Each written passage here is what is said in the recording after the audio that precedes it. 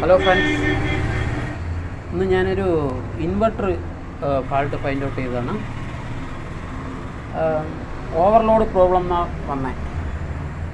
അതായത് നമ്മൾ ലോഡ് കൊടുക്കാതെ തന്നെ ഓവർലോഡ് കാണിക്കുക, എറർ കാണിക്കുക. ഞാൻ ചെക്ക് ചെയ്ത് നോക്കിയപ്പോൾ വേറെ കംപ്ലൈൻറ്റുകളൊന്നും കണ്ടില്ല, എല്ലാം പെർഫെക്റ്റാണ്. അവസാനം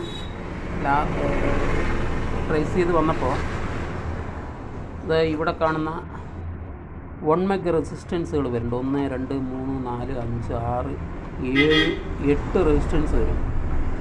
അതിലെ ഒരു റെസിസ്റ്റൻസ് പോയതായിരുന്നു ഫാൾട്ട്. ഇത് കണ്ടില്ലേ, ഇതാ ഈ റെസിസ്റ്റൻസ് ഒരെണ്ണം എക്സ്ട്രാ ഇട്ടപ്പോൾ തന്നെ പ്രോബ്ലം സോൾവായി. അപ്പോൾ പഴയ മോഡൽ ഇൻവെർട്ടറുകളിൽ ഇങ്ങനെയുള്ള ഫാൾട്ടുകൾ വരികയാണെന്നുണ്ടെങ്കിൽ വേറെ ഒന്നും നോക്കണ്ട, ആ വരുന്ന റെസിസ്റ്റൻസുകളെല്ലാം ഒന്ന് ചെക്ക് ചെയ്യുക.